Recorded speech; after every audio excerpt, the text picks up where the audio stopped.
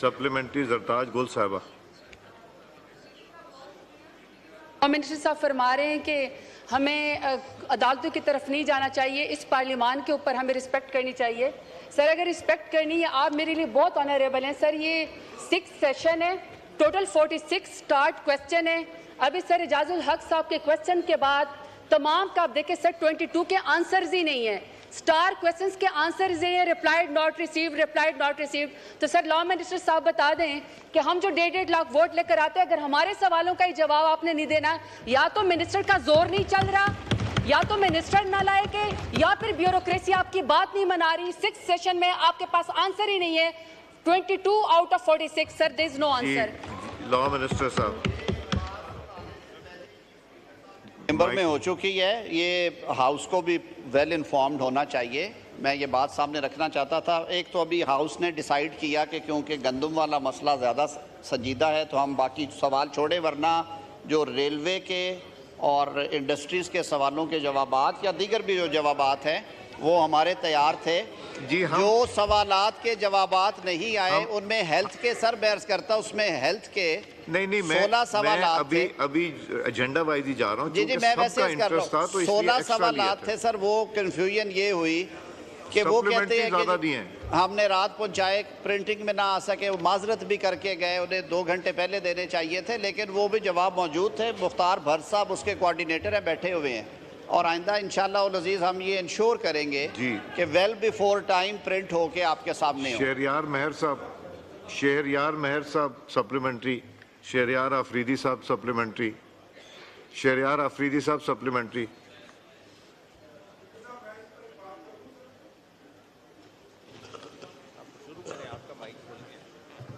Thank you speaker साहब।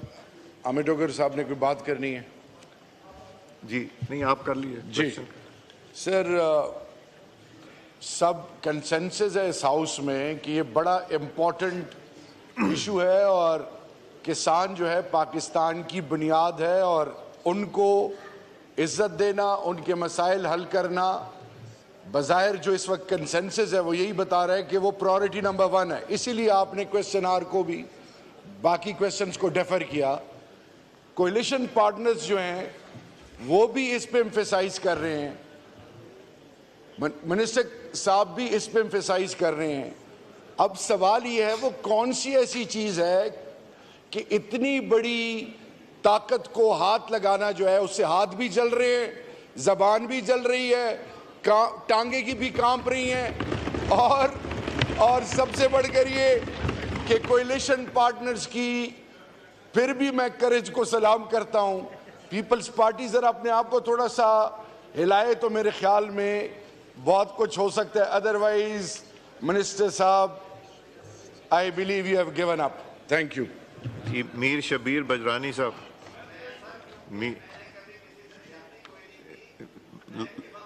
Law minister.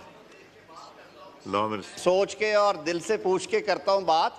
मैंने ये तजवीज़ रखी आपके सामने, ये मेरे भाई तो अपनी दाढ़ी किसी और घर को भेज रहे थे। मैंने कहा कि आप इस ऐवान का हुसन है, सारे ऐवान को इज़्ज़त दे, और उसको इज़्ज़त देने का एक ही तरीका है, स्टैंडिंग कमेटी बन जाती है जब national food security and research की, उस स्टैंडिंग कमेटी को सौंप दे ये मामला और वो रिपोर्ट लेके आए, वो तलब करे लोगों को, उनके बयान लिखे और आपके सामने रिपोर्ट रखे। मीर शबीर बजरानी साहब सप्लीमेंट्री।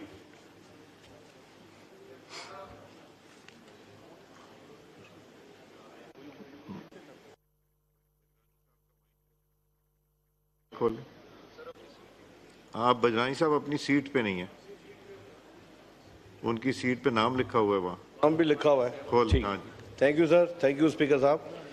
सर मेरी गुजारिश ये होगी ऑनरेबल मिनिस्टर साहब से कि वो जो कमेटी की बात कर रहे हैं, ये गंदम का इशू हमारा ऐसा इशू है कि हमें फिल फॉर उसी वक्त किसानों को रिलीफ चाहिए था जो कि नहीं मिला, और अब हम गुजारिश कर रहे हैं। लास्ट सेशन में आपने कहा था कि आपके मिनिस्टर राणा तनवीर साहब बैठेंगे, आपके साथ मीटिंग करेंगे, न वो मीटिंग हुई, न उस मीटिंग में कोई डिस्कशन हुई, न कोई बात हुई। उसके बाद हमने रिक्वेस्ट की, हमारे MNA तारिक शाह साहब ने भी बोला और मेंबरान ने भी बोला कि इसके ऊपर फौरी तौर पर एक कमेटी बनाई जाए कि आया ये केयरटेकर कैबिनेट में ये गंदम, इसकी इंपोर्ट की परमिशन किस बुनियादों पे दी गई, जबकि हमारे पूरे मुल्क में, पंजाब में, सिंध में बम्पर क्रॉप सर तैयार थी और वो गंदम आज धूल उधर चल रही है और उस गंदम हमारी जमींदारों की, काश्तकारों की वो बिकी नहीं। तो क्यों नहीं इस कमेटी को सर फॉर्म किया जा रहा फौरी तौर पे? सेक्रेटरी फूड को हटा के हमारे जख्मों पे सर वो नमक वो छिड़कने वाली बात है, उसके हटाने से हमें कौन सा रिलीफ मिला, जमींदारों को कौन सा रिलीफ मिला और काश्तकारों को कौन सा रिलीफ मिला? सर सेक्रेटरी को हटाने से कोई रिलीफ नहीं मिलता। आप फौरी तौर पे कमेटी बनाएं।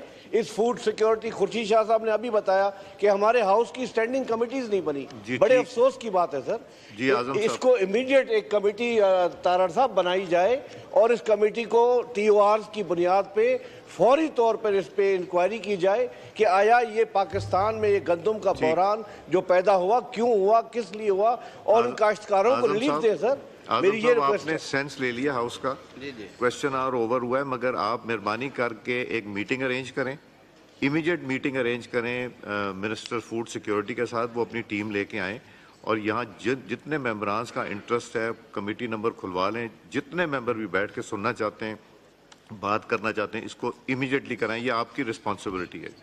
आमिर डोगर साहब जी, आमिर साहब जी, thank you sir. Sir point of order पे बात करूंगा तारड़ साहब के लिए। सर खास तौर पर इन्होंने हाउस को सर स्ट्रेंथन करने की बात तो की, भेजते आपके विप ने आगे बताई नहीं। स्पीकर साहब हाउस को स्ट्रेंथन करने की बात की। आज बिजनेस एडवाइजरी में भी हमने बताया कि हमने ऑलमोस्ट अपना काम स्टैंडिंग कमेटीज़ का डन कर लिया है, 16 कमेटियों की फॉर्मेशन बनाकर आपको दे दी है। हमारी तरफ से सर कोई देर नहीं है, आप इस पर पूरा काम कर रहे हैं।